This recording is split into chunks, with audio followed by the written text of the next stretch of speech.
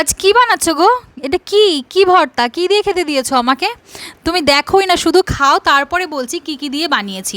ভীষণ উপকারী আর সব কিছু ভালো ভালো জিনিস দিয়ে বানিয়েছি। যেই লদলদা কচি কচি সজনে ডাঁটা হয়, বাবা তুলে নিয়ে এসেছিলো জমি থেকে, সেটা দিয়েছি। থানকুনি পাতা দিয়েছি, মানে যারা শুক্তো খেতে পছন্দ করে না তারা এই ভর্তার স্বাদও পাবে, আর তার সাথে শুক্তো খাওয়ার সমস্ত কিছু হয়েও যাবে, আর শরীরের পক্ষেও ভীষণ উপকারী। সেই সজনে ডাঁটাগুলো কেটে নিয়েছি, তার মধ্যে একটা কাঁচকলা কেটে দিয়েছি, আর দিয়েছি দুটো ছিম। এবার সব সবজিগুলো একটু হালকা ভাপিয়ে নিয়েছি। তারপরে তেলের মধ্যে বেশ অনেকটা কালো জিরে আর অনেকটা রসুন দিয়ে তার মধ্যে দিয়ে দিয়েছি সব সবজিগুলো, তার মধ্যে কটা বড়িও দিয়ে দিয়েছি।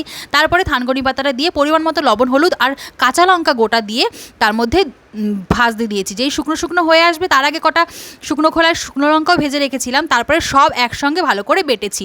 আর খেতেও সুস্বাদু হয়েছে, আর যারা একদম শুক্তো খেতে পছন্দ করে না তাদেরও ভালো লাগবে।